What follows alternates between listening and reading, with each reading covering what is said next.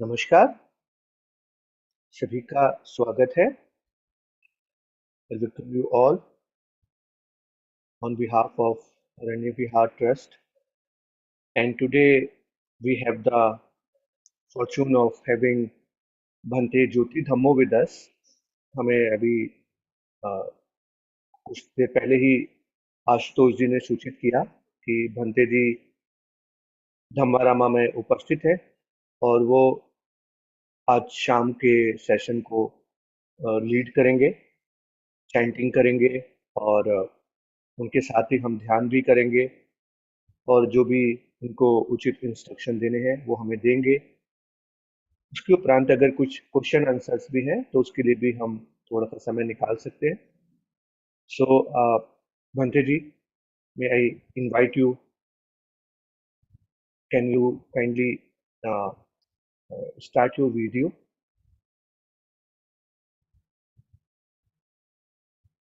प्रणाम भंते जी।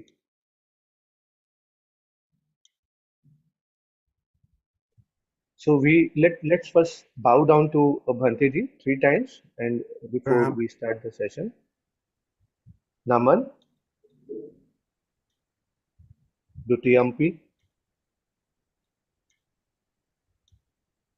Tatyampi. So once again, very warm welcome to you, Bhante ji, and over to you, Candy.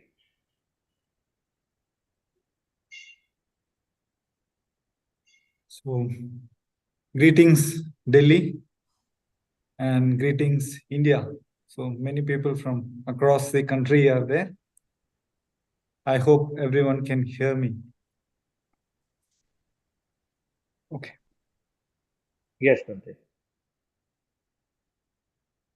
Yoso bhagava araham samma sambuddho swakato yena bhagavata dhammo Subhadipanno yassa bhagavato savaka sankho tammayam bhagavandam sadhammam sasangham imehi sakarehi yataraham aropitehi abhipujayama Sadhuno bande bhagavat suchira parinibbutobi Pachima janatanu manasa Ime sakare dugata pannakara bhude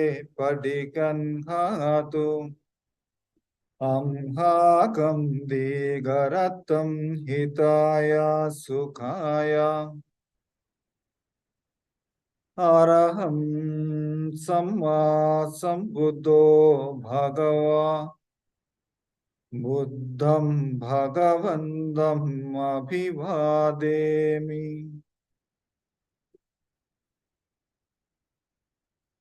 swakato bhagavata dhammo dhammam namassami Supadipanno bhagavato savaga sankho Sangham namami Handamayam buddhassa bhagavado pubabhaganam karam karomase Namo tassa bhagavato arahato samma sambuddhassa Namo tassa bhagavato arahato samma sambuddhassa Namo tassa bhagavato arahato samma sambuddhassa Handamayam buddhanusadinayam karomase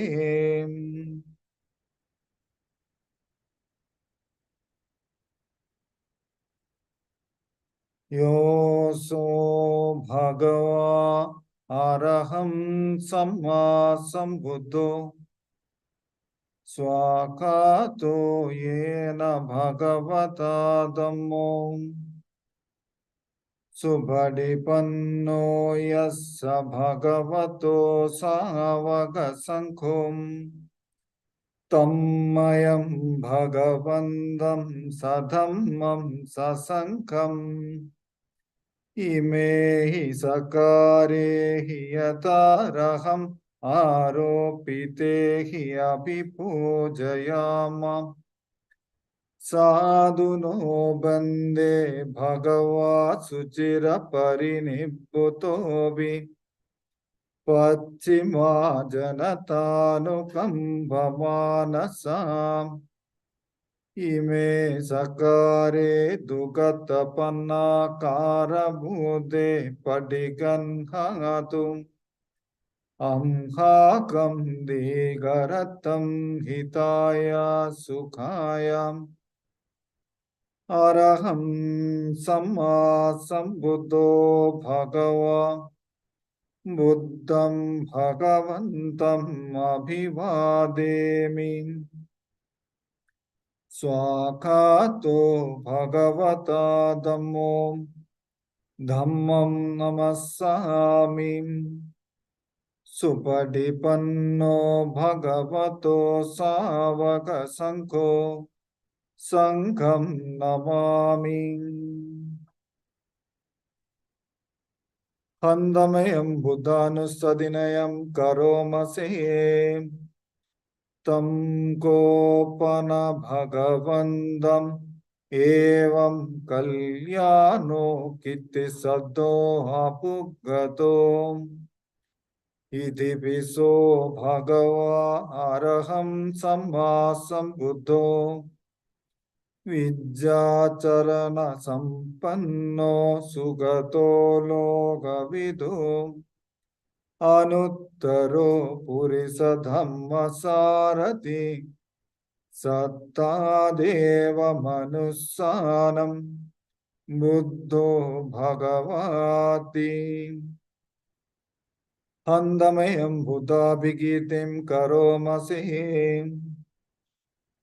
बुद्धवारहन्तवरतादिगुणाभियुतो शुद्धाभिज्ञानकरुणा हि समागततो बोधेशियो सुजनतं कमलं वसुरो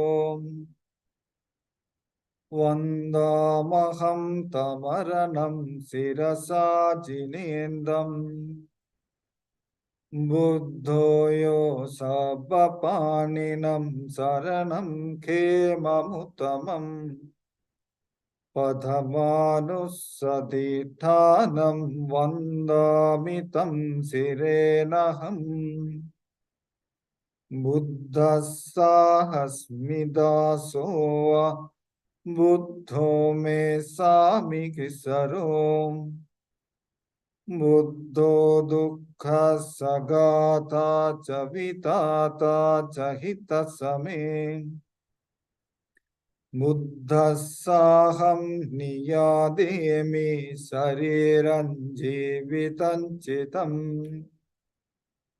वन्दन्दोऽहं चरिष्यामि बुद्धस्येव सुबोधितम् नद्दि मे शरणं मन्यं बुद्धो मे शरणं वरम् एतेन सज्जवज्जेन वद्देयं सत्तु शासने बुद्धं मे वन्दमानेन यं पुण्यं वसुधं हिता सबेऽपि अन्तरायामे माहेशुं तस्य तेजसाम् कायेन वाचाय वाचेतसा वा बुद्धे कुकम्मं पकतं मयायम् बुद्धोपटिगन्हातु अच्छयन्दम् कालन्धरे संवरितुं वबुद्धे Handameyam dhammanusadinayam karomasi swakato bhagavata dhammo sandetthiko akaliko ehi passiko opanaiko pacchattam veditabbo vinyohiti. Handameyam dhammabhigitim karomase swakatatati gunayoga vasena seyo yo magapaga pariyati vimokha bhedo dhammo kuloka patana tatadhari dhari vandamaham tamaharam varadhammametam dhammo yo sabbapaninam saranam khemamuttamam dudhiyanusadithanam vandamitam sirenaham dhammasahasmidasova dhammo me samikisaro dhammo dukkha sagata cha vitata cha hitasame dhammasaham niyademi sariran jivitan chidam vandandoham charissami dhammaseva sudhammadam naddi me saranam manyam dhammo me saranam varam edena saccavajjena vaddeyam sattu sasane dhammam me vandamanena yam punyam pasudham midha sabebi andarayame mahesum tassate jasa kayena vachaya vacetasa va dhamme kugammam pakatam mayayam dhammo padigganhatu acchayandam kalandare samvarittum vadhamme handameyam sanganusadinayam karomase subhadipanno bhagavato savaka sankho ujupadipanno bhagavato savaka sankho nyayapadipanno bhagavato savaka sankho samiti padipanno bhagavato savaka sankho yadidam chattari purisa yugani atta purisa puggala esa bhagavato savaka sankho ahuneyo pahuneyo dakhineyo anjali karaniyo anuttaram punyakhetam lokasati handameyam sanghabhigitim karomase sadhammajo supadipatti gunadhiyuto yotabido ariya puggala sankasetho siladidhamma pavarasaya kaya cito vandamaham tamariyana ganam susuddham sankhoyo sabbapaninam saranam khemamuttamam तदीयानुसतिष्ठानं वन्दामि तं शिरेणहम् सङ्गस्साहस्मिदासो वा सङ्घो मे सामिकिसरो सङ्गो दुःखसघादा च विधाता च हितसमे सङ्गस्साहं नियादेमि शरीरं जीवितं चिदम् वन्दन्दोऽहं चरिष्यामि सङ्गस्सोपटिपन्नतम् नद्धि मे शरणं मन्यं सङ्घो मे शरणं वरम् एतेन सच्चवज्जेन वद्देयं साधु शासने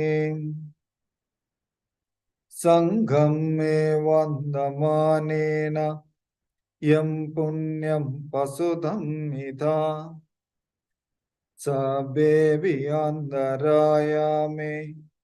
माहेशुं तस्य तेजसा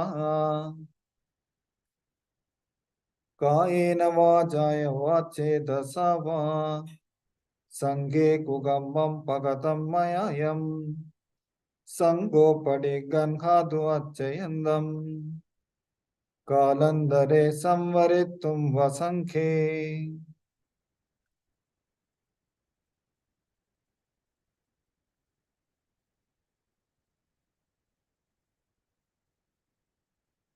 अन्धमयम् अर्याठङ्गिकमग्गपाथं वनामसेम्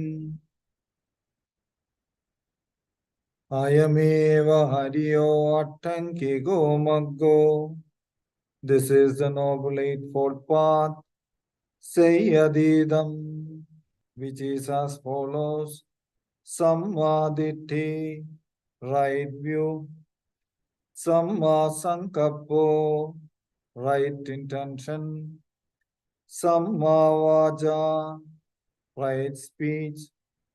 Samma kammando, right action. Samma ajivo, right livelihood. Samma vayamo, right effort. Samma sati, right mindfulness. Samma samadhi, right concentration. Katamaja bhikkhave sammaditi, and what because is right view. Yam ko bhikkhave dukkhe jnanam, knowledge of suffering. Dukkha samudaye jnanam, knowledge of the origin of suffering. Dukkha nirodhe jnanam, knowledge of the cessation of suffering. Dukkha nirodhagaminiya padipadaya jnanam, knowledge of the path leading to the cessation of suffering. Ayam uchchadi bhikkhave sammaditthi. This because is called right view. Katamoja bhikkhave samma sangappo. And what because is right intention. Nekamma sangappo, the intention of renunciation. Abhyavada sangappo, the intention of non-ill will. Avihimsa sangappo, the intention of non-cruelty. Ayam uchchadi bhikkhave samma sangappo. This because is called right intention. Katamacha bhikkhave samma vacha. And what because is right speech. Musavada veramani, abstaining from false speech.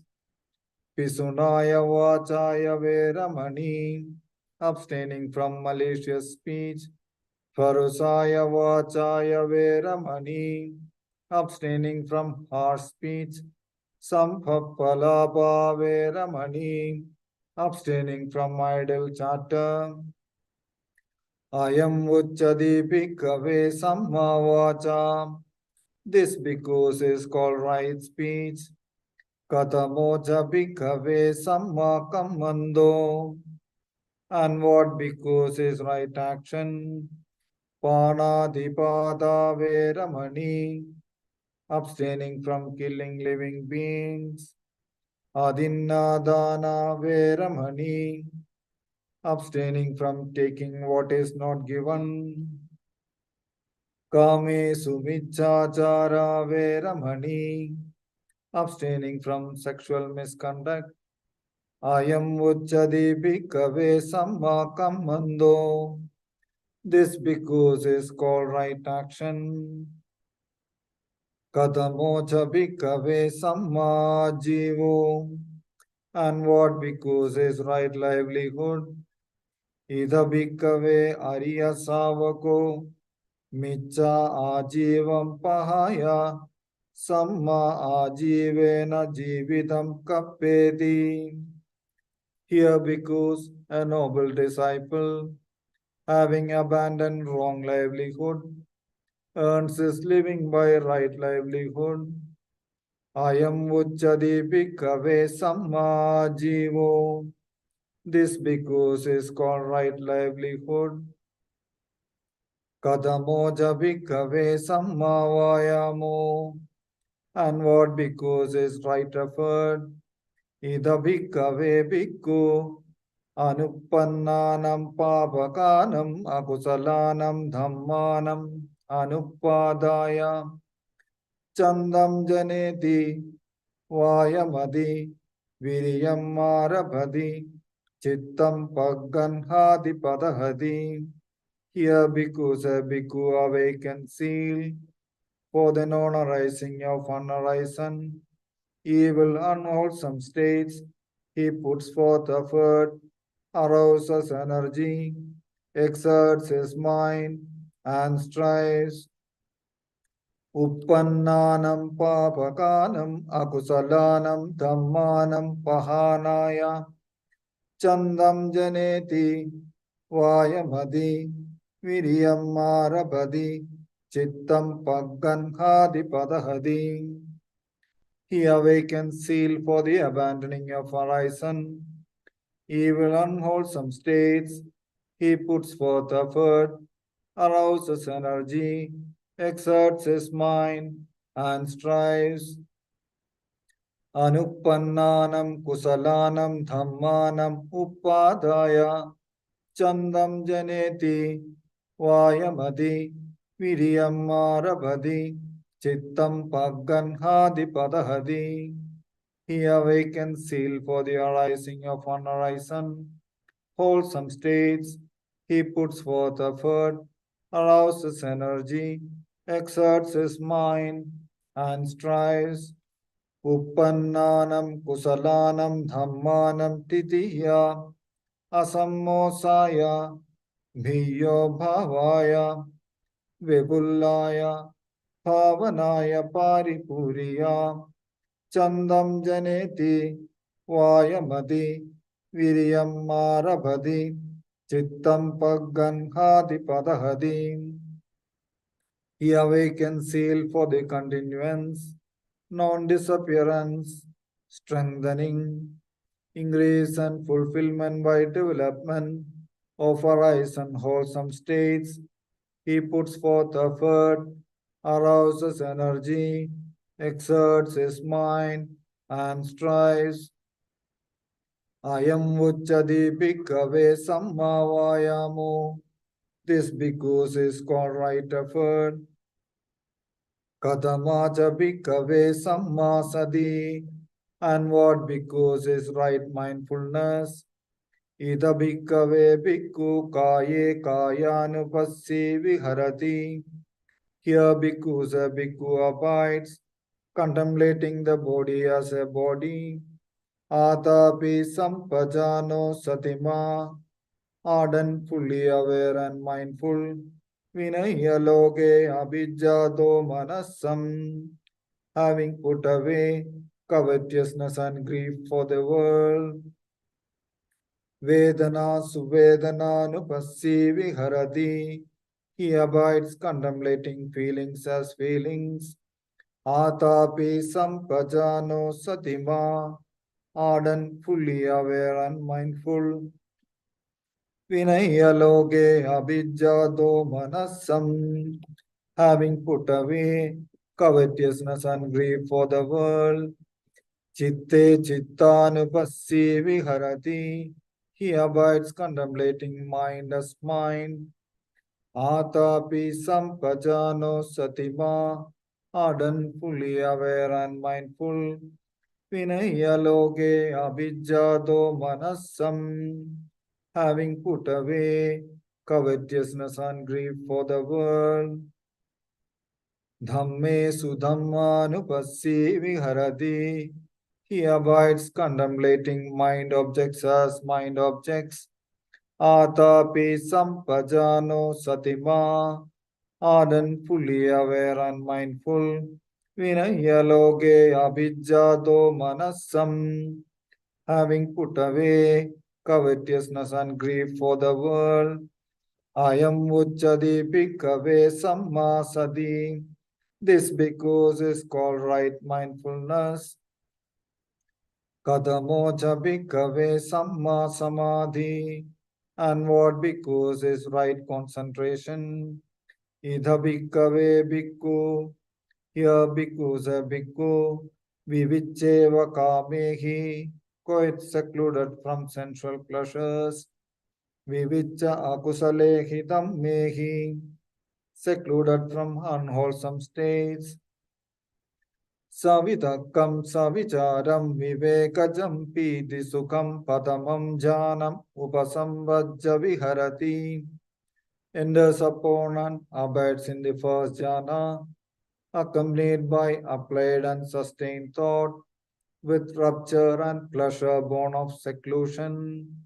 Vitakka vicharanam upasama, with the stilling of applied and sustained thought. Ajjatam sampasadanam chetaso egodibhavam avitakam avicharam samadhijam piti sukham dudiyam janam upasambhajya viharati.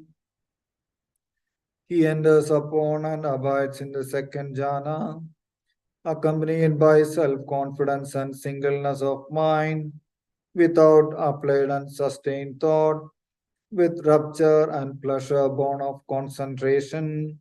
Pidya Javinaga, with the fading away as well of rapture.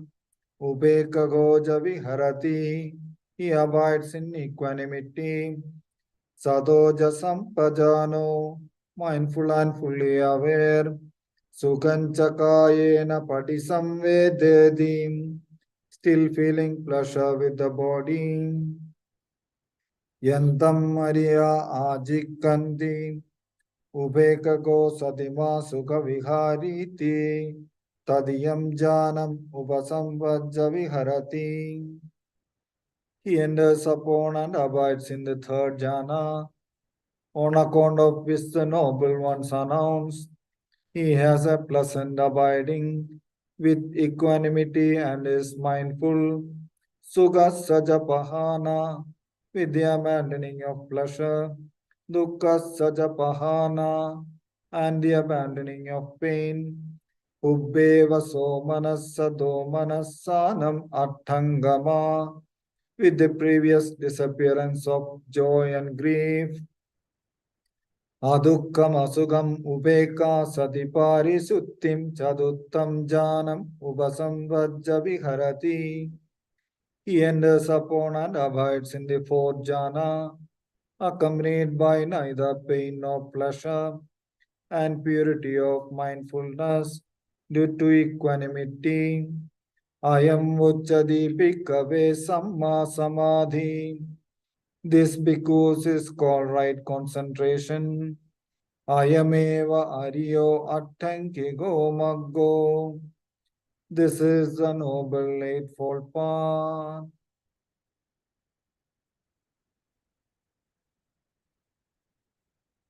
Let's meditate for some time.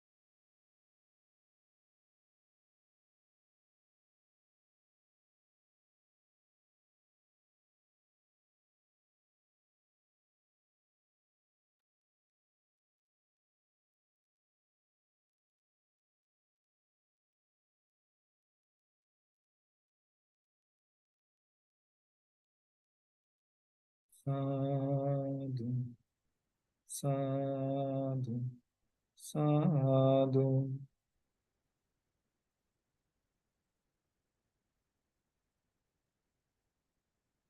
Good evening, Delhi. I thought many of you have not visited Nanachat. Some of you have visited, some of you have not. So I thought this evening I will share a glimpse of the life at Nanachat. And as you know, we just completed our rains retreat in Nanachat. So I thought I will just share some insight and activities that we had during the rains, and how those activities helped us in our practice. So during the Buddha's time, actually this 4 months of rains, that is the rainy season, Buddha insisted the monks to stay in a particular place and don't wander around. Okay.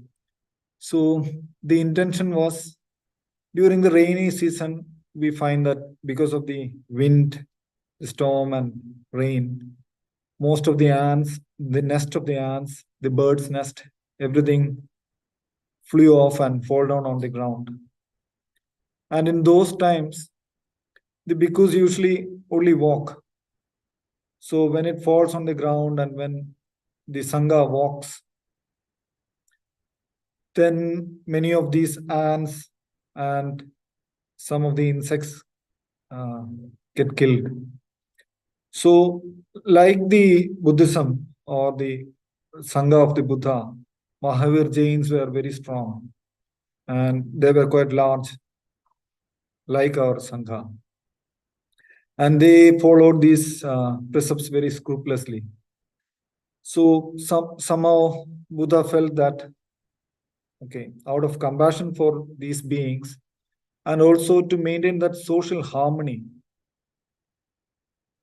Buddha insisted the monks to stay at a particular place and uh, stay in that place for the 4 months of rainy season. So initially, it was the rainy season used to last for 4 months, but then since everyone used to go by only by walking, it's very difficult for some people to reach on time just before the rain starts in the particular location where they decided to spend the rains. So he allowed that instead of the complete 4 months of rains, any 3 months out of the 4 months, the monks have to stay in a particular place and spend the retreat and they spend the rains in that place only. They are not supposed to move out. And in some time, we find that some monks prefer to stay under a tree or likes to stay near a water body or a beach or a river. So he insisted that during this rainy season, the monks have to stay in a kuti or in a hut where there is a proper roof and a door that can be locked.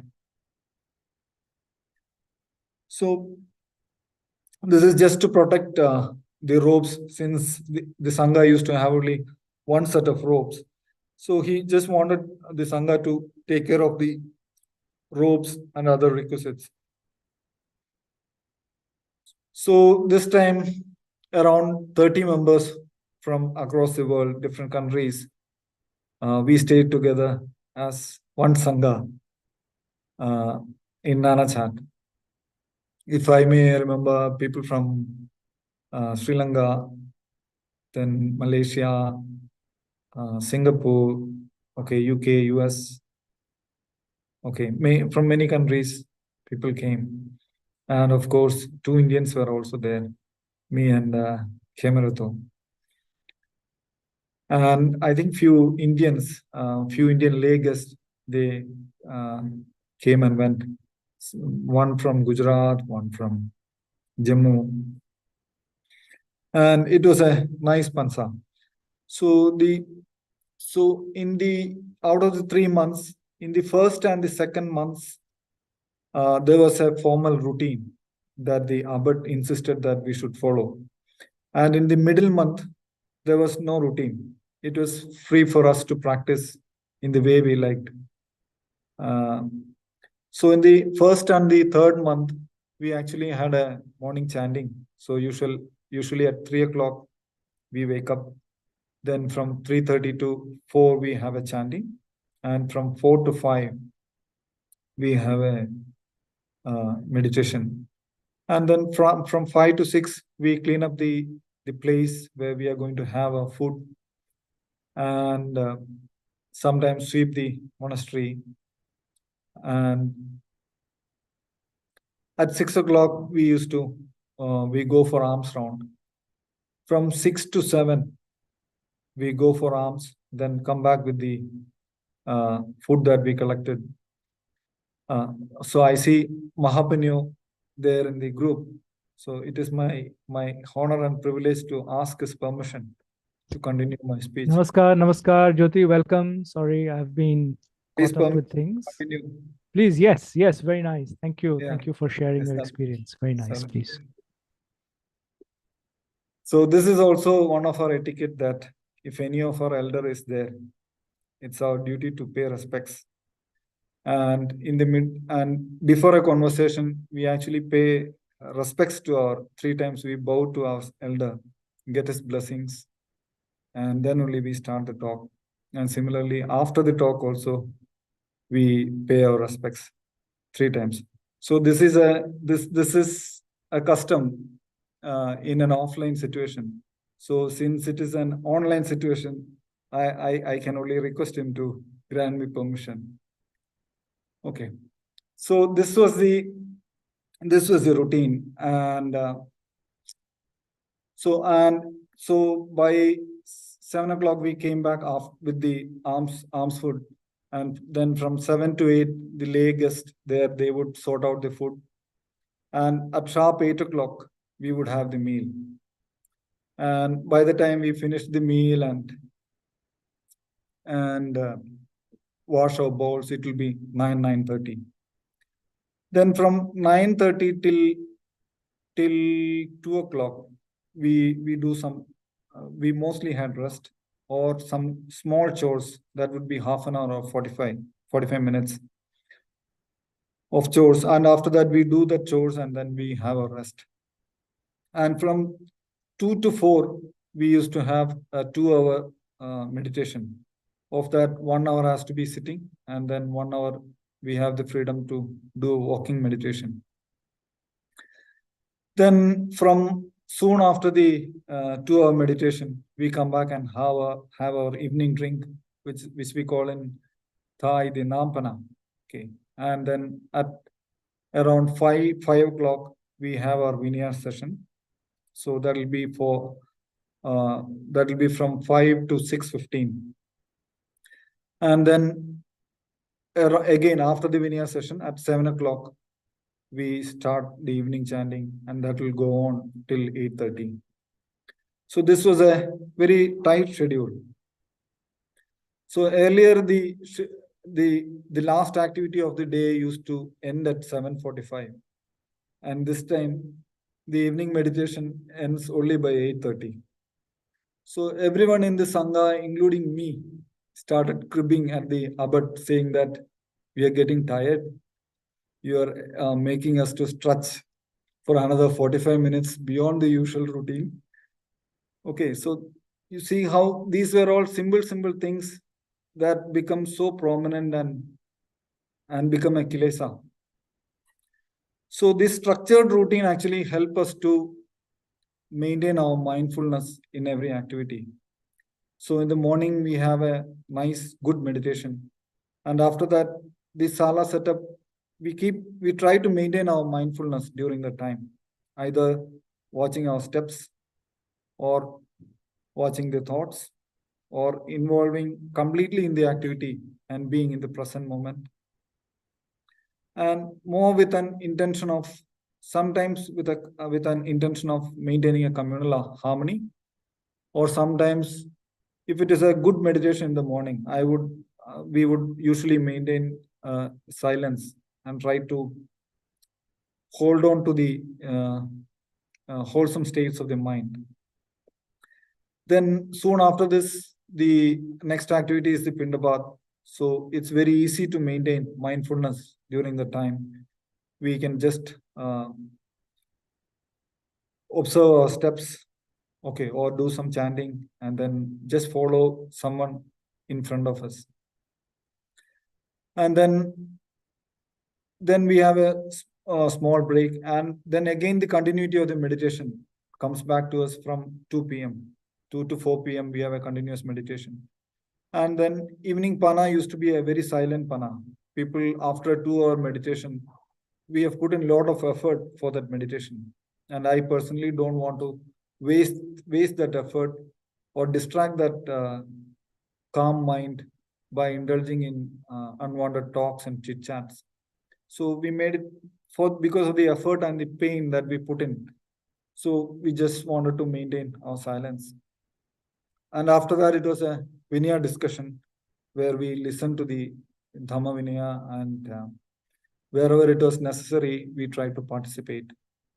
And after that, it was an evening chanting. So it was this structured routine or continuous activity helped us to maintain that mindfulness throughout the day. So initially, we were feeling very tired because of the session ended at 8:30 p.m. And then by the time we reached the kuti and hit the bed, it would be 9:30. Then again, waking up at 3 was slightly a challenge for the mind, because we used to end the session by 7:45. We used to have a 45 minutes free period during the evening time compared to the structured schedule. So, but slowly, we find that after some 15 days, 20 days, we find that, okay, the meditation is really helping. And our sleep is slightly getting reduced, and the intake of the food also started reducing. So that way we found that the structured routine was really beneficial. Then when it came to the middle month where there was no activity, the Vinaya sessions were in full swing. So I made 2-3 attempts to study the Vinaya myself, but I couldn't proceed beyond 50 pages or so.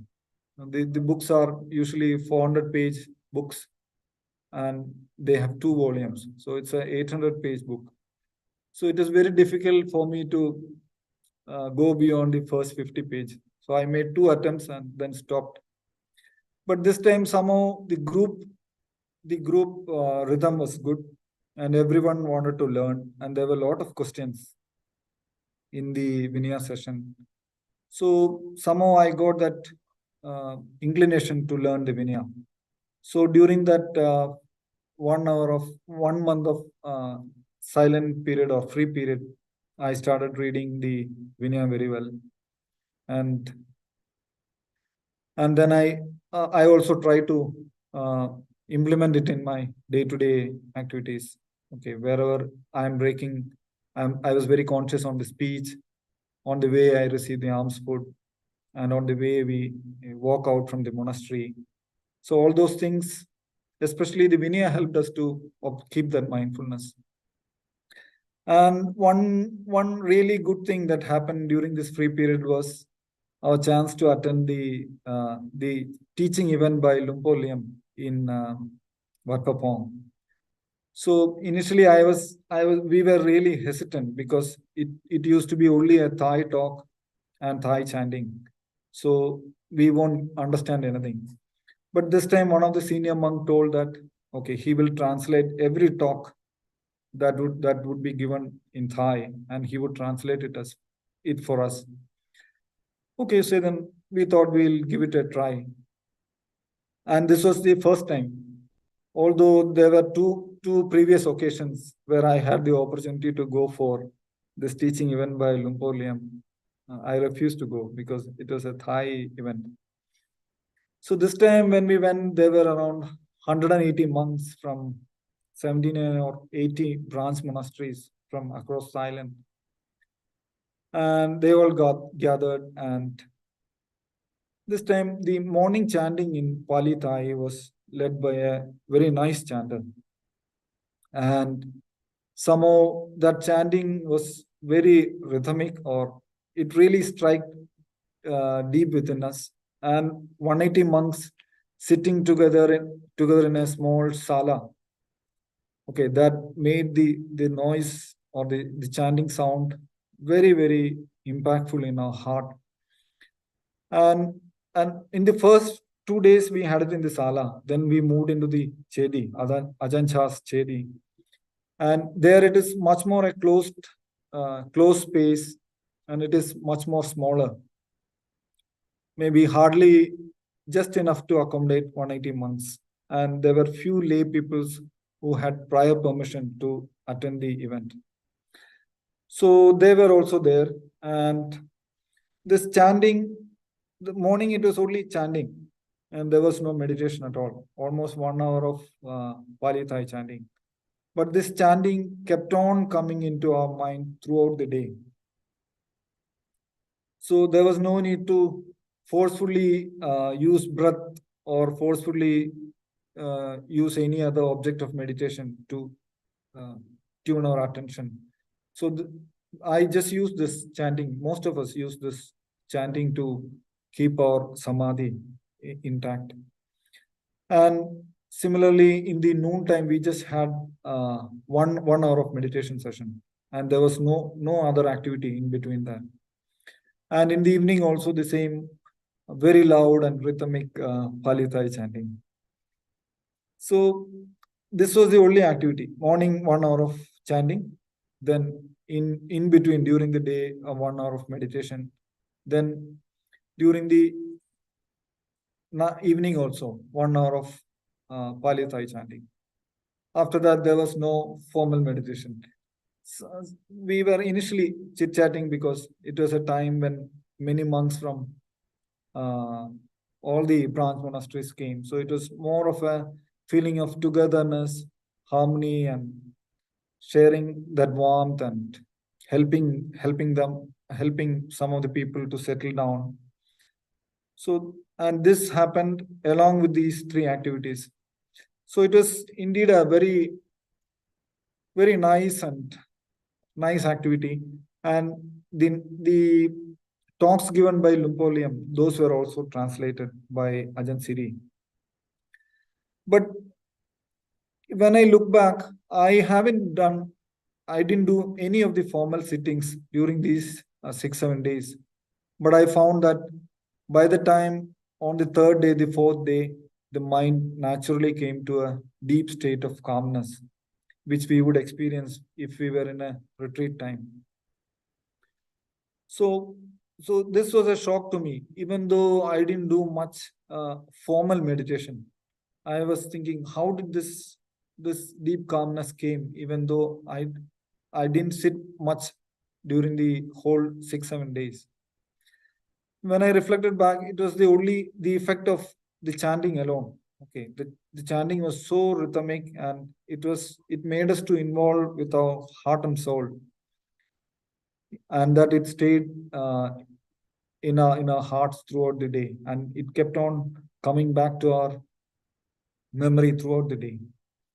So this was the only reason why the mind got calmed. I don't find any other reason. And during the Nan, we also got a chance to chant the Padimoga together with 180 monks. So usually in our monastery, we would have hardly 30 or 32 monks. So everyone sitting together and chanting, listening to the Padimoga, and at the end, we used to have some short chants together. So that is very, very, very powerful and unique experience. And soon after the Nan, we also got a chance to see 3 autopsies, some postmortems that were done in the Ubon hospital. So first First was a guy who had a 22-year-old guy who went and hit a tractor, and his right shoulder was cut off by the blade of the tractor. He was in a bike, so his body was they were investigating what is the actual reason for death.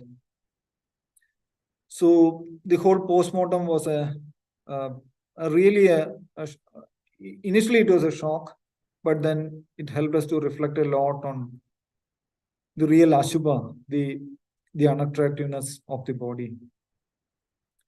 So they start with opening up the skull, and they take out the brain and take a sample of the brain to see if there is any blood clot or anything like that.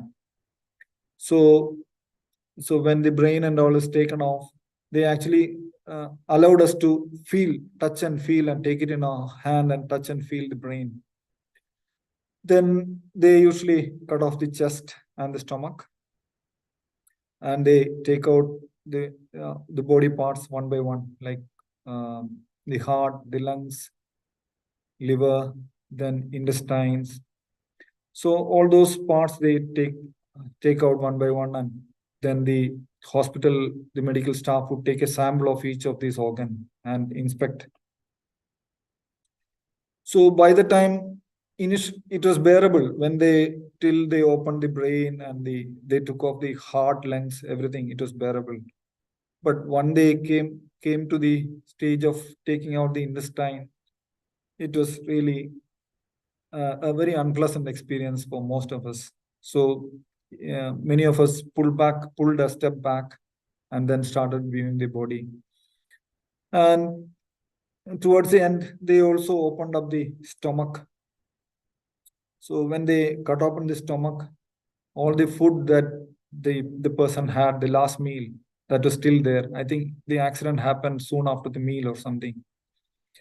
So all the food just splashed into the open body, and it was really disgusting. So these things, these images and reflections kept on stayed in our mind. And then subsequently, we also had two other postmortems. One was a person, a guy who's 100 or 110 kg. He was traveling in a car, and then the car went into a pond. The glass of the windows, it was completely sealed. And so he died inside the car itself, drowned in the pond. So when his body was taken out, the moment the chest and the stomach was opened itself, it was very difficult to bear because of the water, and we could see the mud, okay, and the small leaves that the person has sucked in.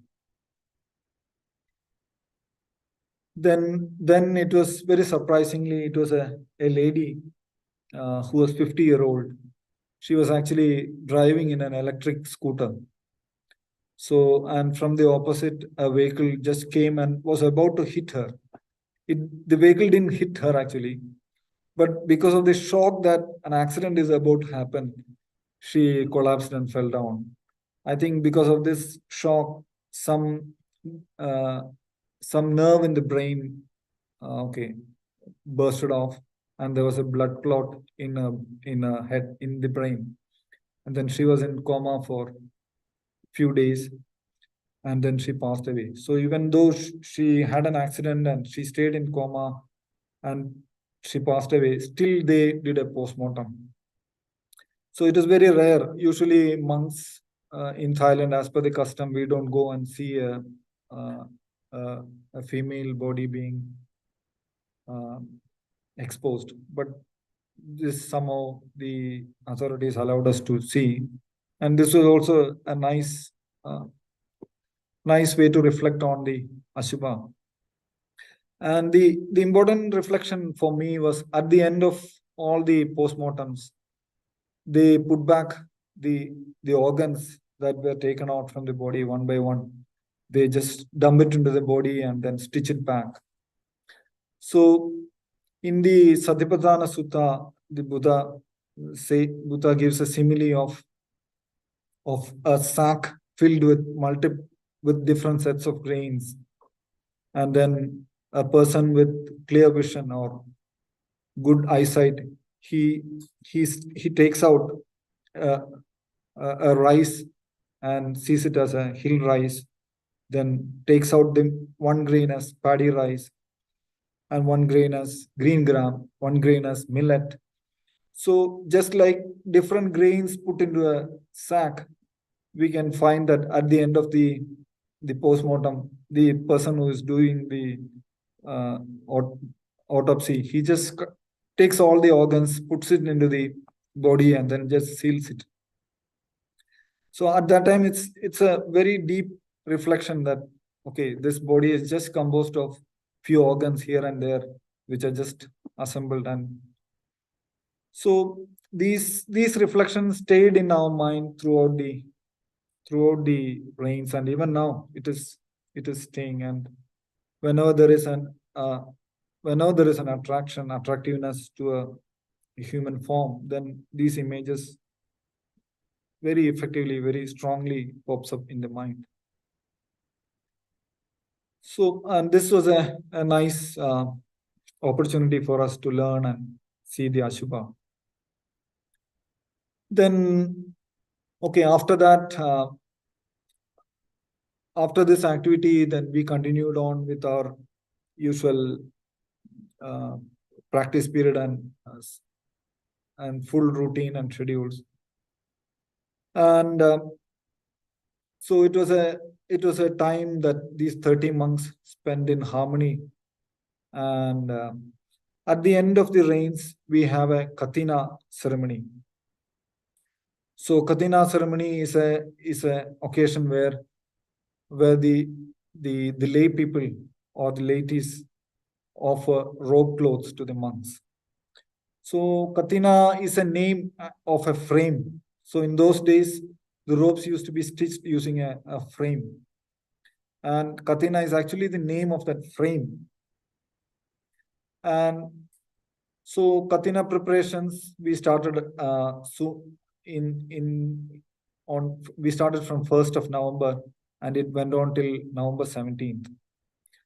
So this was a good time where we could see what all formal practices we did, and whatever we thought our mindfulness got established using those formal practices, how it just easily faded away because of a period where a lot of activities were there.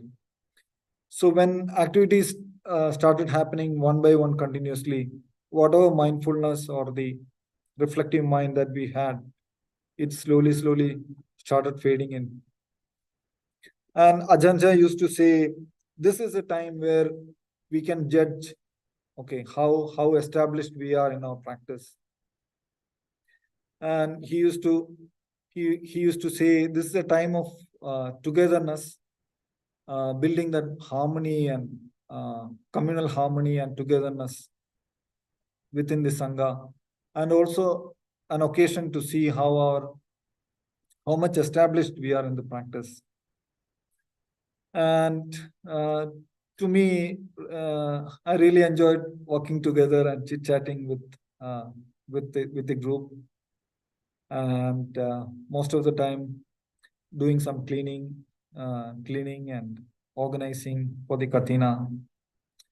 And we also took part in the Katinas of other branch monasteries as well.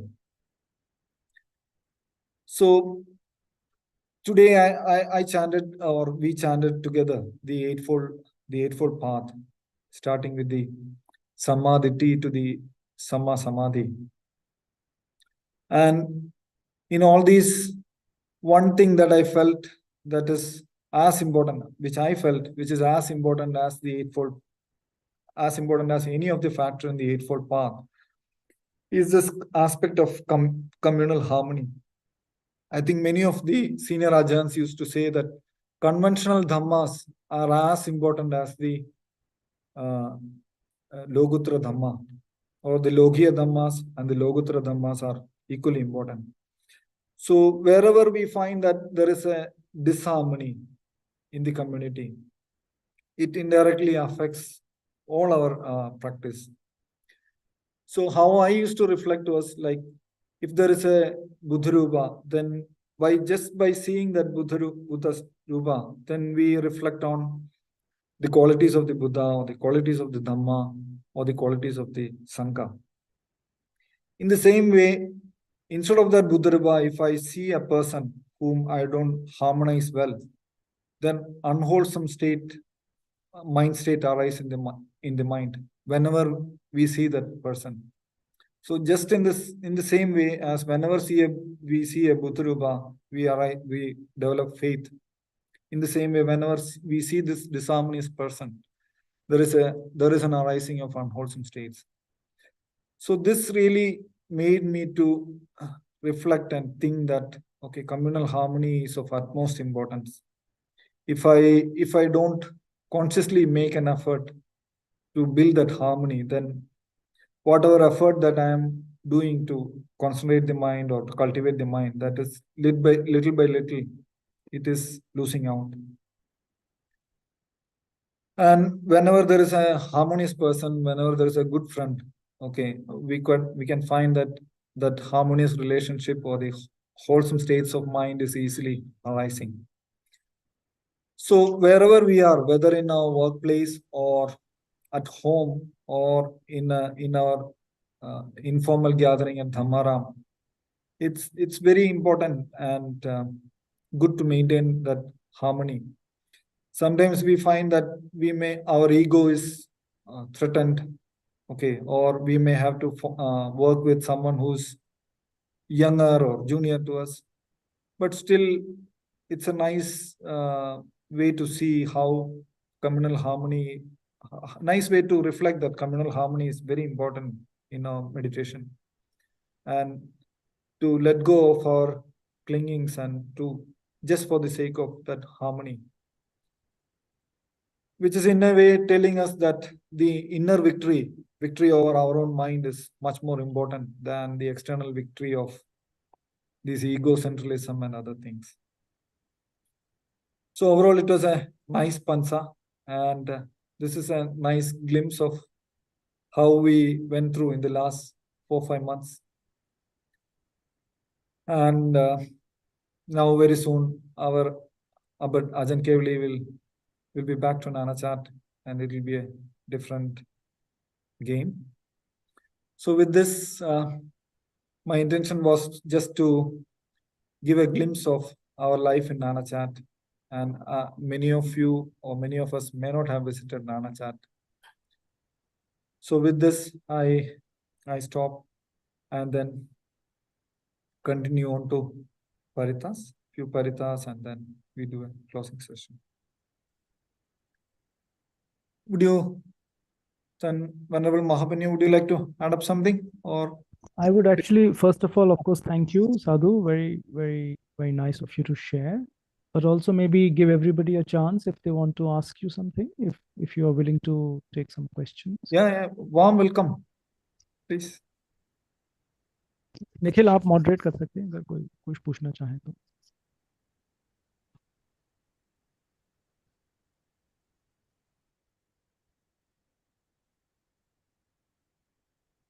Yeah, so if anybody has any doubt, and Bhante, actually we don't have much information, so would you like to give little bit of introduction of yourself? How did you come to Dhamma, and what were you doing earlier? Okay, I think it was better for me to make a statutory warning that you can ask any questions that would help you to come out from our dukkha. But still, since Nikhil has asked, I will just briefly say,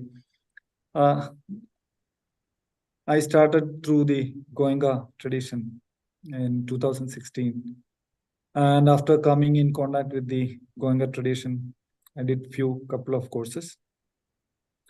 And after listening to Satipatthana Sutta and I must say, in the middle of the Satipatthana Sutta, I got so much inspired by the Sutta that I decided to give up all what I was doing, and I decided to ordain. And after that course, I was looking forward for a tradition where there is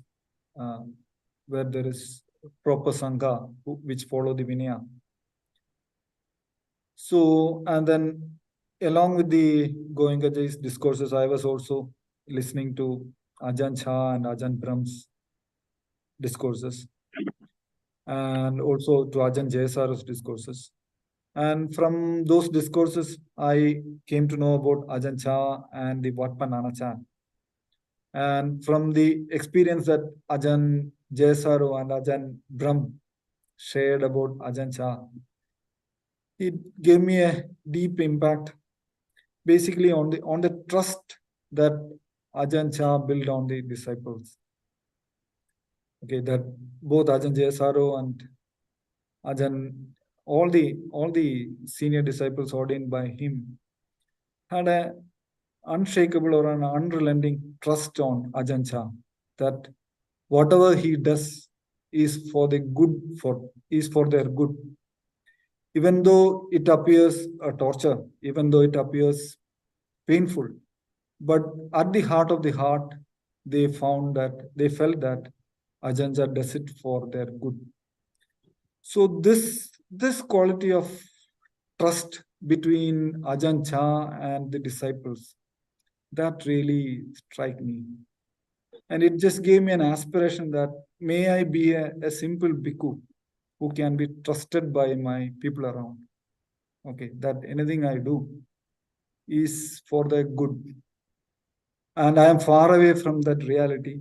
It may take me many lifetimes to reach my goal, but still that quality of trust and sincerity between Ajahn Chah and the disciples moved my heart. This is what I was looking to aspire. This is what I was aspiring for. And from sitting in Delhi without seeing Nanachar, without even landing in Nanachar, my information of Nanachar is only from the website. I decided to ordain in Nanachar only. And to cut short the story, I made many attempts to reach Nanachar in 4 years. I wrote to them. I couriered a letter through registered post to DHL. I took email of Ajahn Kevali from his Facebook page and then wrote to him, but no reply. Then one day I heard from my friends that Ajahn Kevali and group is coming to Delhi. So at that time I went and met Ajahn Kevali and sat right in front of the retreat, 2-day retreat. So the Abbot and his assistant, Ajahn Tan Mahapani knew how I was. So it was easy for me to convince them that I wanted to ordain and come. Even though I convinced and went there, because of COVID lockdown, I had to come back. And then I struggled for an year. I made multiple attempts to get a simple tourist visa to go to Thailand. But causes and conditions were so fortunate or unfortunate that getting a simple visa became so difficult. And I was a guy who used to be self-reliant and self-dependent, wanted to be self-dependent. But even for getting a visa, I had to depend on many people whom I would never ever want to ask any help for. Even my relatives, I didn't like to ask any help from them. But this was a situation where causes and conditions made me to ask for help, and I had to seek help. But at that time, I must say, many people from the trust, Dhamarama and many others, the Delhi folks and the elders in Delhi, they came and offered me wholehearted help. So, and finally I reached and I ordained, and my only worry was that whenever I reached Nanachat, then Mahapanyo would reach India, and whenever I reach India, Mahapanyo would go to Nanachat. So we rarely spend time together. So at least I hope we get a chance to spend some time together in Sangaram or elsewhere. Or I just wish that may our Kamma be fortunate enough to spend this life together. Okay. So I think it's 27 and many of the Delhiites are busy. So I wish to end at 8:30. So may I continue with a short parita and then close?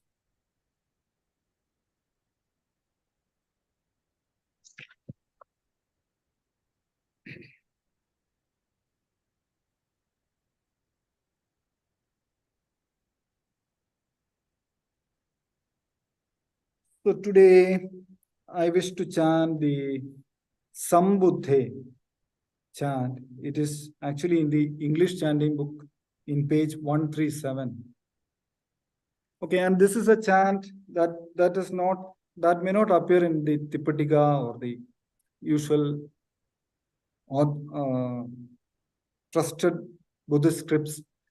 My understanding is my vague understanding. It could be right or wrong. That this is a chant written by the Thai elders, and it is used only in Thailand.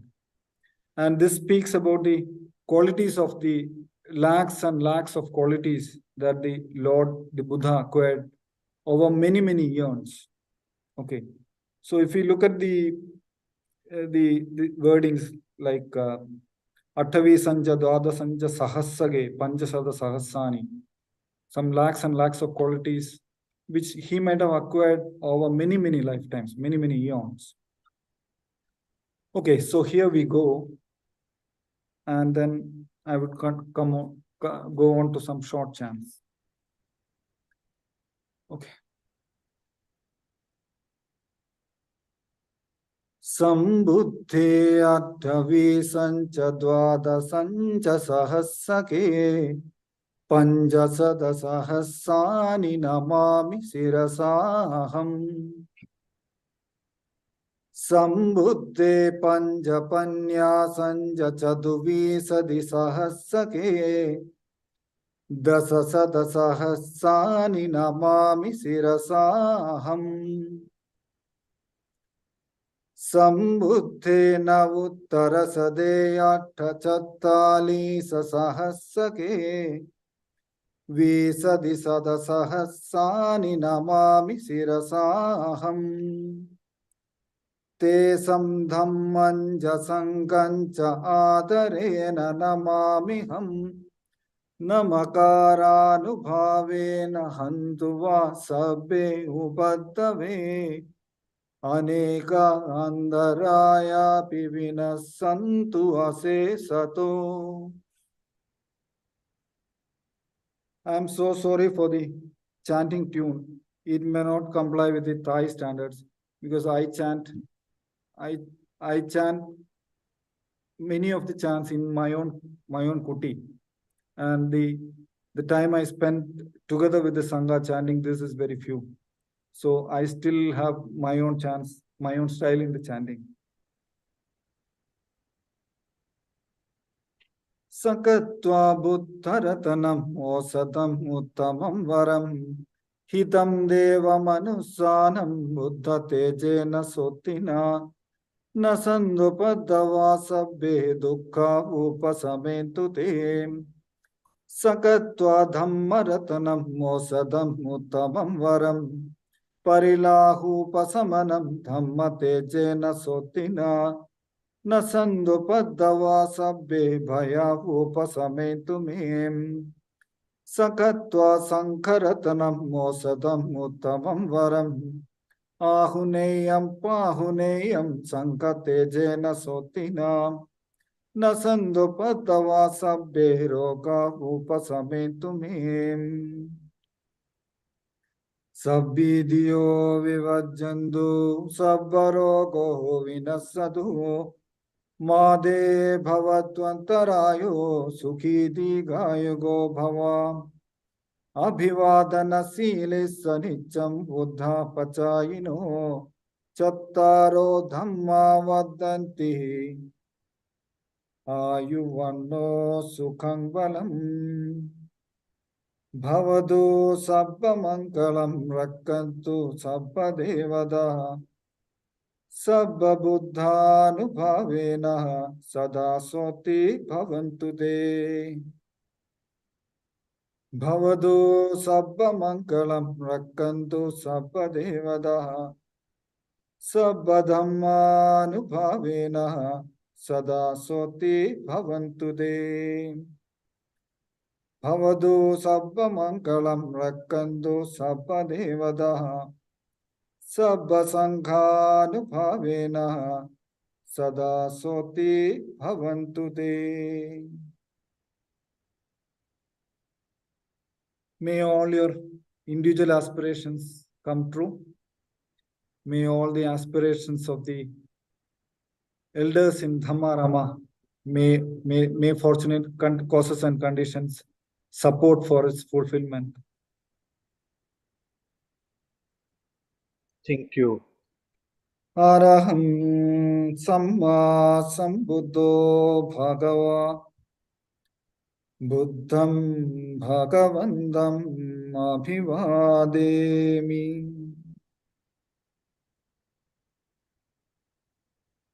Swakato Bhagavata Dhammo Dhammam Namassami.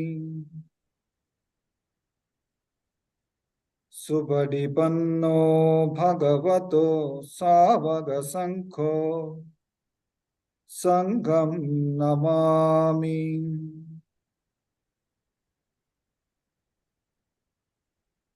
Let's pay respects to Tan Mahapanyu ji. So maybe what we'll do is आज हम सब साथ हैं और क्योंकि ज्योतिधम्मो जी ने हमें lead किया है आज की हम जो नमन है उनको अर्पण करें सब मिलके. May I receive and share it to you, Tan Mahapanyu. प्रथम प्रणाम. द्वितीयम्पि तृतीयम्पि. Sadhu, sadhu. Thank you very much. It was a wonderful, pleasant surprise. Thank you, Yes. group. All the best. Thank you. Thank you very much. Thank you. Thank you very much. Bhante. Thank you. Thank you, Bhante. Thank you very much. Thank you very much. Thank you, everyone. Good night. Thank you.